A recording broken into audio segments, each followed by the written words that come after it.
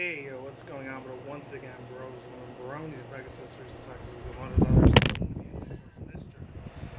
Nintendo's on the 2011 and Kick Crazy Night 2009. Of course, you guys are missing. Just stand up, check out for back on the course, shoving issues and that, and all the good stuff. And any e-boards, this is partial program, best partners you've ever had, all the good stuff.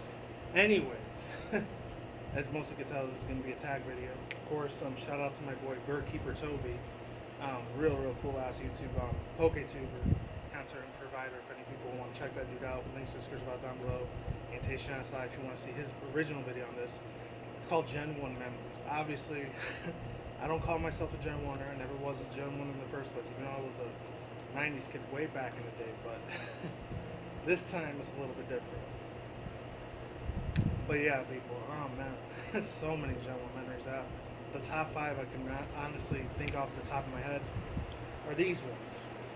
And number 5 is probably one of the least, well, not really the least, but not the least important, but at the same time kind of the most important because it would have never made it on this list. This is my own personal list, by the way. You guys are free to choose whichever one you want to create on your own. It's totally cool with me. But yeah, to each his own. And I know I'm wearing shorts in the middle of February. It's actually not that hot. It's a little chilly, windy, but that's the reason why I'm wearing this jacket in the first place to begin with. But anyways, number 5 is the reason why really the biggest, well, actually the least on this list, but still one of the most important parts of this list is that I won't want to say it's a bad memory, but at the same time it's kind of good.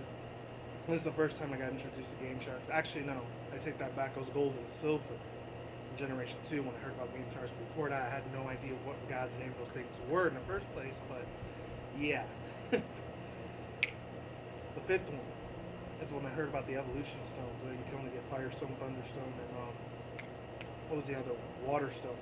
The ones where you're trying to evolve Eevee either to Vaporeon, Flareon, or Jolteon. Obviously, Jolteon was one of my most favorite ones in there. And at least it was actually Vaporeon, no matter how bulky as hell that thing was. I just didn't really enjoy it that much.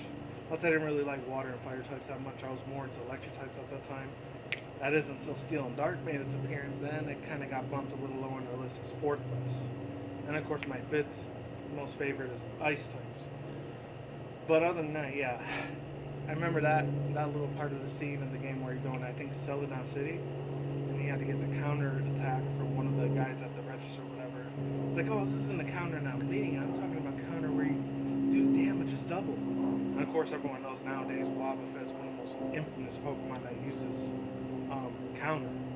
Besides a couple others, it's a very small handful of Pokemon that use counter. Not very many, but most of them I think are fighting types most of the time. Very few other types of Pokemon that use that. I'm just saying, just putting it out there. Now number 4. As far as number 4 goes, following into the same city, Celadon City, it's that one part where you really had to go find Chansey to get soft boil. I think it was Chansey, or the dude had a Chansey or a Muck. And that's the only way you could ever teach it soft boil. And I mean, it's not a really useless move, but it's kind of a staller move. If you're doing a competitive battle, it's probably a big giant staller move, especially if you're using Blissey. Holy hell, that thing is a fucking tank. Everyone's always nervous that no tanks throughout. Blissey's 10 times higher than that. You know, there's a whole bunch of other Pokemon nowadays. There's like 722, you know, including Magiana. The one that everyone says it looks like Deontay, but we still don't have a lot of information on her yet, but we will soon. Hopefully, the Lord will. Arceus will. Yeah, that was a real big memory for me. Now, number 3. Number 3, another really big memory for me is that whole, I know this is a very big, giant, mediocre one that's kind of repetitive for a lot of old school Pokemon fans such as myself, maybe even more in the younger generation, like millennials, but that probably 4, 5, and 6 were their first generations. I don't know. Excuse me. Sorry, you guys had to see that. But anyways, yeah, number 3 would be on this list. It had to be what was I gonna say? The Glitch City. I know there's a big giant YouTuber out there that has that name already. I got none but respect for that shit, by the way. Best music remix PokeTuber out there. Even though she does Nuzlocke as well, but whatever. What else? Yeah, Glitch City. That was a really, really big nostalgic part of my childhood, obviously, and it probably was a lot for '90s kids at that time. Um, you know what the weird part was? I actually did run into a Dratini still, even after like I completely fucked over and eradicated the shit out of my game really badly. Because I might add you, I was borrowing Pokemon Blue at that time from my one of my cousins. I was like a year older than me. He actually had the game first, and then I got I got Blue myself because I didn't really like Charizard that much. I mean, I liked him as a nostalgic factor. You know, I loved him in the TCG London. But as far as the game goes, I wasn't really crazy about him. Actually, no, I did like him in the games. The anime is the one I really don't like him that much in the games. But other than that, that was a really big memory that I had. I think it was. It's weird. I knew Wing Attack. It was a really glitchy Dratini, by the way. I knew besides having to learn Leer, Twister, and what else? Thunder Wave. I actually knew Wing Attack that early.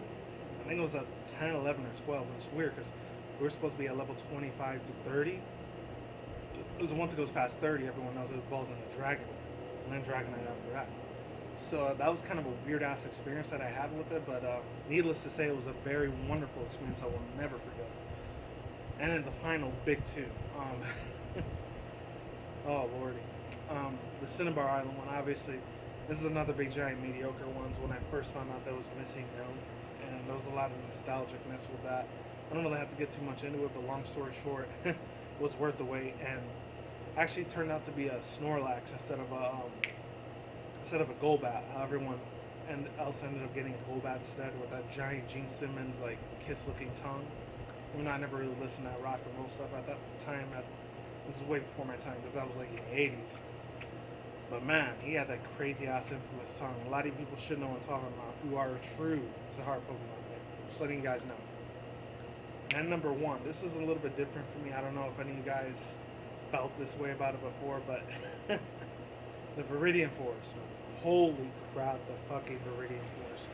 And this actually wasn't in Pokemon Blue. This is when I was renting. And yes, this is when Blockbuster and Hollywood Video was still around before they got shut down years later. This was when I was still like my first, second year of community college, by the way. Oh man, sick ass times. This I think was one of my first years. When I was starting out this YouTube channel, but I wasn't really active on it. I was still my criticism guy channel a lot. Is the Viridian Forest when I know a lot of people probably got it by themselves, but oh man.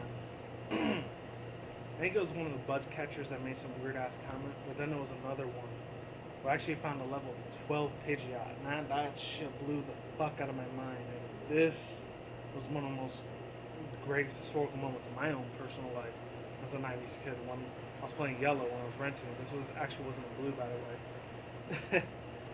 Holy crap! And actually had a mirror move very, very early in it. And had a mirror move with Fly. He still had the same little crap moves that Pidgey and Pidgeotto would have, which was Tackle and Gust.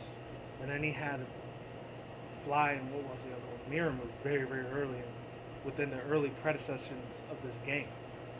And to be honest, that was extremely mind blowing for me. I can't tell you how amazingly awesome that was. Little 8, 9-year-old me at that time was like, yes, let's go, let's do it. Well, that's not how I was at that time. It's like, oh, this is so freaking amazing, cool. I can't wait to tell my friends about it. Well, my friends were my cousins about it because I was kind of a loner, but that's for another video. That's for a future far video. When I have maybe 700 plus subscribers. I got 678 right now, which thank you very much for everyone that's subscribed in advance. I can't tell you from the bottom of my heart how amazing that is. And that's pretty much it. And yeah, link to the video down in the description box down below for Birdkeeper Toby's video with Gem 1 Memories. And that's it. I'm done here. Peace out once again, bros, women, born from Pegasus. We'll see when I see you guys. A good day, have a good night, wherever you are around the world. Don't drink smoke at the same time. Don't take the reckless. Keep it calm, keep it cool, keep it chill, collect out there. And until the next time, guys, peace out, ladies and goodbye. Stay tuned, more videos coming soon. Brandon Vision channels every single day. Stay on the grind, stay healthy, be easy, be you, do yourself. Peace out. I'm on the SoundCloud. Stay tuned, more future content on the channel. Stay tuned, more updates. Peace.